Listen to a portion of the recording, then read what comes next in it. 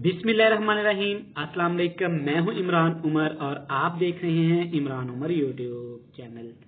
आज हम बनाएंगे बहुत ही मज़ेदार देगी भुना हुआ गोश्त। बहुत ही मज़े का बनता है और बनाना भी बहुत ही आसान होता है। और एक ज़रूरी बात, इसके लिए हमें किसी स्पेशल चीज़ की ज़रूरत नहीं पड़ेगी और बड़ा ही मज़े का बनेगा। तो चलें जी, बनाते हैं और आपको भी सिखाते हैं ये वाला मज़ेदार सा भुना हुआ मज़ेदार सा देगी गोश्त। तो चलें जी, रेसिपी को स्टार्ट करते हैं। यहाँ पे मेरे पास एक बहुत ही खूबसूरत चमकती हुई कढ़ाई, इसमें मैंने ले लिया है तकरीबन 1 किलो बीफ की बोटियां आप चेक कर लें। ज्यादा बड़ी बोटियां आपने नहीं लेनी और ना ही ज्यादा चर्बी वाली बोटियां लेनी है। सबसे बहुत जरूरी बात, आपने बीफ को अच्छी तरह यहाँ पे वॉश कर लेना है। अब इसमें ऐड करेंगे एक बड़े साइज का प्याज, जिसको मैंने बिल्कुल बारीक चॉप कर लिया था। आपने प्याज को बिल्कुल बारीक चॉप करके ऐड करना है। एक रेड कलर का बिल्कुल पका हुआ टमाटर ऐड कर देंगे। सब्ज मिर्ची ऐड करेंगे, मोटी मोटी आपने काट लेनी है, ना ज्यादा इसको ब्रीक करना है और ना ज्यादा कूटना है।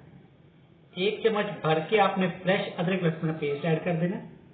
यहाँ पे मेरे पास 2 बड़ी इलायची, को काली इलायची भी बोलते हैं, ये ऐड करेंगे। और आप इसमें कोई गरम मसाला ऐड नहीं करना। नमक तेज के हिसाब से आपने कम ज्यादा कर लेना है। लाल मिर्च का पाउडर ऐड करेंगे 1 चम्मच। हाफ टेबल स्पून इसमें हल्दी पाउडर ऐड कर देंगे। सिर्फ 1 टीस्पून आपने कुटी हुई लाल मिर्च ऐड कर देनी। इसको ऐड करने से एक तो कलर बहुत प्यारा आएगा, दूसरा खुशबू टेस्ट बहुत ही मजे का हो जाएगा। फिर जीरा ऐड करेंगे 1 टेबल स्पून। अब आप इसमें पानी ऐड कर देना है। पानी आपने इतना ऐड करना है कि आपको पता लग जाए कि आपका गोश्त इसमें गल जाएगा। ना ही पानी कम आपने ऐड करना है कि गोश्त आपका नीचे लग जाए, और ना ही आपने ज्यादा पानी इस रेसिपी में ऐड करना है कि पानी आपका बच जाए। अच्छी तरह इसको मिक्स कर लेंगे। अच्छी तरह मिक्स करने के बाद आपने कढ़ाई को चढ़ा देना चूल्हे पे और इस पे आपने लगा देना है कवर। अगर आप प्रेशर कुकर में बना रहे हैं तो आपने इसको सीटी लगा देनी है 15 से 20 मिनट के लिए। अगर आप कढ़ाई में बना रहे हैं तो यहाँ पे आपको वेट करना होगा तकरीबन 30 से 35 मिनट के लिए। 30 से 35 मिनट के बाद मिलते हैं। तो यहाँ पे गोश्त को पकाते हुए तकरीबन हो गए 30 से 35 मिनट।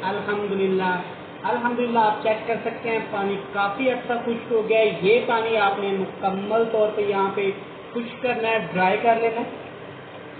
अल्हम्दुलिल्लाह पानी काफी हद तक यहाँ पे खुश्क हो गया है। जब आपका तकरीबन 1 से 2 टेबल स्पून पानी रह जाए तब आपने इसमें एक छोटा कप अच्छी तरह दही फेंट के ऐड कर देना। इससे एक तो बहुत ही प्यारी ग्रेवी बनेगी, दूसरा आपके गोश्त का जो फ्लेवर है बहुत ज्यादा बढ़ जाएगा। यहाँ पे अब आपके काम क्या करना है, इस दही के पानी को अच्छी तरह इसमें खुश्क कर लेना है, जज़ब कर लेना है। साथ ही आप इसमें 1 बड़ा चम्मच भर के घी का ऐड कर देना है। कुकिंग ऑयल भी आप ऐड कर सकते हैं, पर मेरा ये मानना है कि ये देगी गोश्त घी में बहुत ज्यादा अच्छा बनता है।